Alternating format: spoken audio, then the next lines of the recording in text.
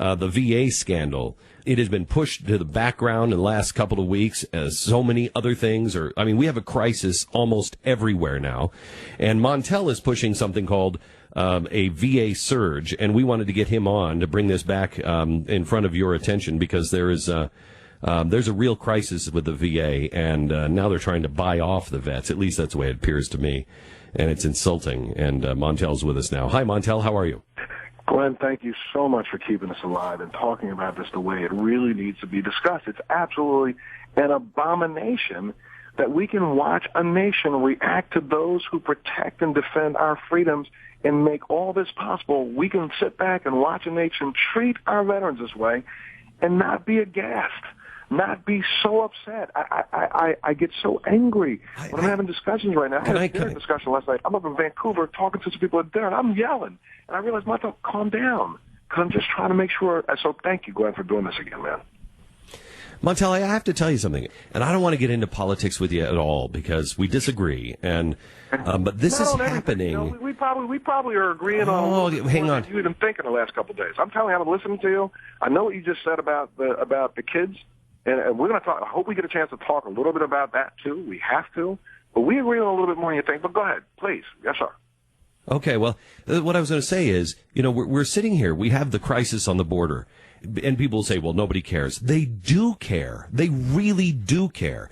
The IRS, nobody cares. I think the average person does care. The VA, people really care about that. It hits them deeply. But, Montel, they don't know what to do. I mean, the people in Washington are not listening to the people. How about the first conversation we had? I think you asked me one question. What's the problem? It's a lack of leadership. And now we're starting to see that it's a lack of leadership from the very top, not just the VA, but the top down.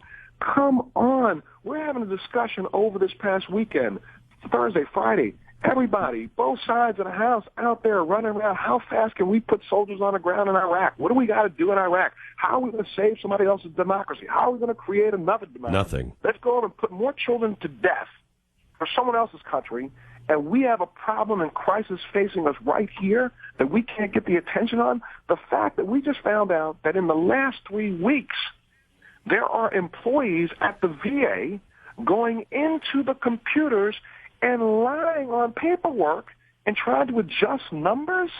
And no one, I'm so glad I heard the word FBI last night. The FBI finally starting to investigate. I don't know if you noticed, last week, I'm the guy I kept screaming last week, why isn't anybody talking about criminal investigations? Why are we not talking about putting people in jail? This isn't firing people. These are people who are costing people's lives. And we sit back as a nation. And I shouldn't say it that way because, Glenn, I know your website goes nuts. People are firing up emails and texting you saying, what are we going to do? What are we going to do? We have to do this.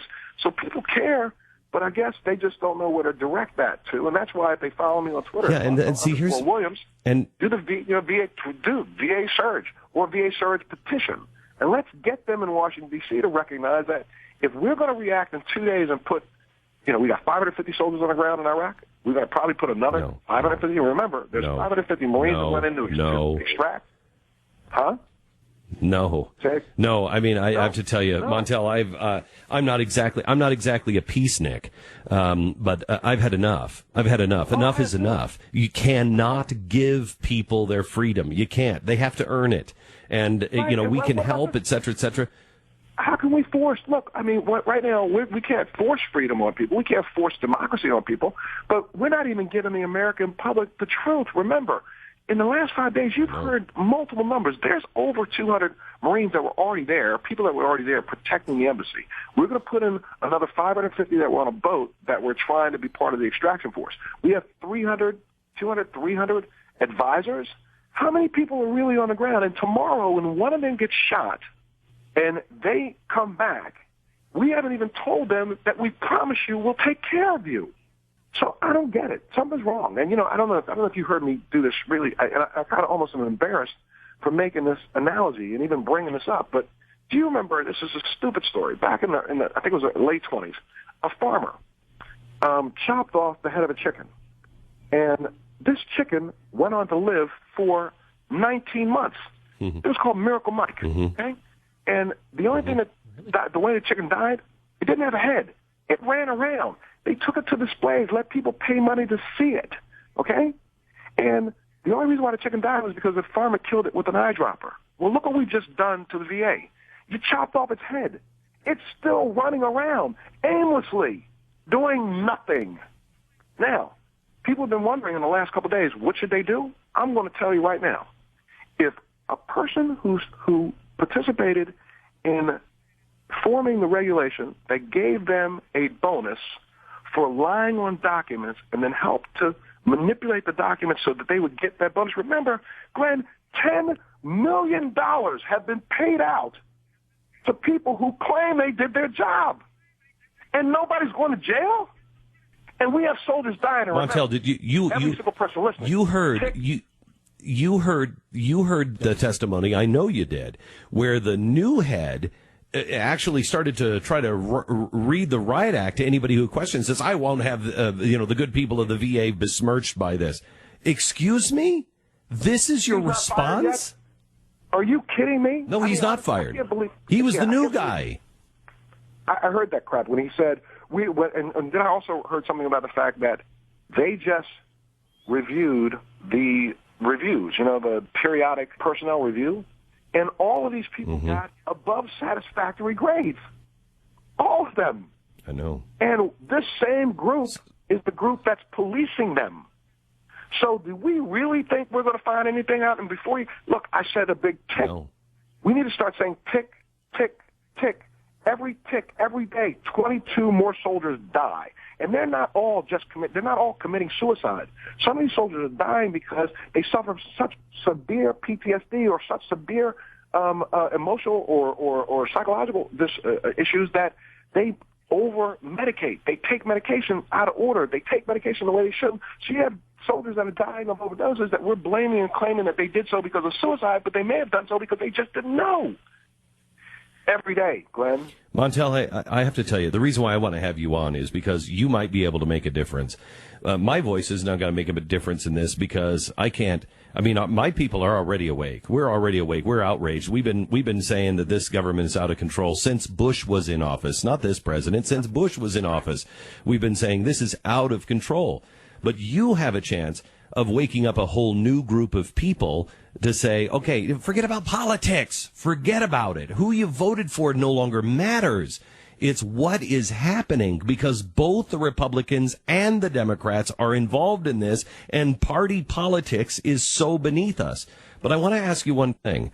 If we don't start coming together, Montel, which you have been so gracious to do, if we don't start coming together, people are feeling invisible. And when people feel invisible, bad things happen. Bad things happen. I have an idea. All of your listeners who are movers, they're moving. If they could just for 1 second just embrace what Glenn and I are doing. We are two opposites. We're coming together on this issue. So maybe if we can get your listeners today to do something just a little different today, just today. Okay, I'm out in Vancouver, so I'm 3 hours behind. But maybe if you walk out your door today at lunch, walk up to somebody who you know is not in your political party, doesn't agree with you with other things. Pick one guy in your office, one lady in your office, and just walk up and say, look, can we both put politics aside today and say, let's get friends with other people to go up on that hashtag VA surge for Montel and hashtag VA surge petition, and let's just sign it today to make the President of the United States answer why we have not made this a bigger priority. Listen to me. When I heard this weekend, and I want people to forgive me for what I'm about to say and understand why I'm saying it. There are 50,000 children that came across a border illegally. We are opening up DOD facilities to make sure that we triage them. I know. Yeah, any good nation, any good group of people need to help those people. These are refugees. We should help them.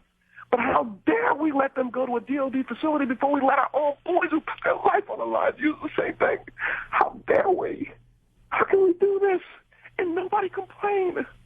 They're going to let these children go in. Yes, children died. Do you know, Glenn, 2 nights ago, I'm in Vancouver. Yesterday. I'm in Vancouver. A young soldier went up on my Twitter account and said he was going to kill himself. Last night, we had to get the police to go and find him and get to his house to find him, to get him help. Okay? is a veteran who wasn't getting any help. How dare we make a decision in minutes to help other people's children, and we won't help our own children who put their lives on the line for us? How dare we? Montel, I hope we have a chance to have dinner sometime, because I am really growing to like you. I've disagreed with, your political stances, but I have always felt that you were an honest and decent guy, and I hope we get a chance to meet someday, because my respect for you is growing immensely. You're honest, and you actually do care about something, and that seems to be rare in people on television. Okay, so here's what I would like you to do. Okay. I'm sorry, go ahead. What did you say? No, I'm saying, look, man, I am so blessed. The guys in the military supported my show every day while I was on the air. Do you know it was one of the longest running shows on the Armed Forces Radio and Television? I was one of the highest rated things there. These guys had my back every day. They had my back when I was in the military. They had my back when I was in Grenada. They had my back when I was in El Salvador. They had my back when I was in the Persian Gulf. I'm going to have their back till the day I die. And I don't know why we as a nation can't understand that all we've done is take from them. Have somebody have the audacity to say that we don't owe our soldiers a blank check? Let me tell you something. If they left a body part, they left a piece of them in the battlefield, we owe them anything it takes to make them whole. Period. If you want to follow Montel and follow all of the things that he's doing, he is leading the way on this. It's Montel_Williams for Twitter. Also, you can go to the petitions.whitehouse.gov, search for the VA surge, and I have very little confidence in that, but at least you can take that step. Also, Mercury One is raising money, and you can earmark your money. You can say where you want it to go. We have been raising money for the Fisher House. We've been raising money for the Carrick Brain Center. All of these places that are geared to help our veterans, because we have to do it ourselves. And it's like I was saying on the border. We have justifiable anger. We have reasons to be angry. But if we don't channel those things in coming together and doing the right thing, if we don't work on our heart, our head will drive us insane. And we've got to keep our heart protected and continue to do the right thing. Montel, thank you so much.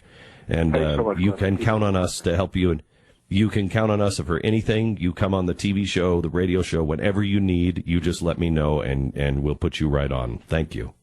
Yes, sir, and thank you. And I'm there. You got, if you want to talk about some things, and the reason why I really like being on your show, Glenn, is because we get to talk, even if we don't agree. So you know what? Call me if you want to talk about some issues that we don't agree on. Let's talk about them. Let's teach people how to civilly discuss issues in America to help America understand. Well, I would like to things when we come together. I'm out of time now, Montel, but I would like to talk to you about your views on the border, because this is out of control. Lawlessness is ruling now, and it's happening in all sectors of society. We're becoming lawless. We've got to secure the border, but we have to also take care of these children, and I'd love to talk to you about that at some point. I'm with you. So let's call me. I'll get Jonathan, and let's set something up for next week, whenever you want me, okay? You got it. Thanks a lot. Montel Williams. Thank you. Sponsor this half hour is Simply Safe.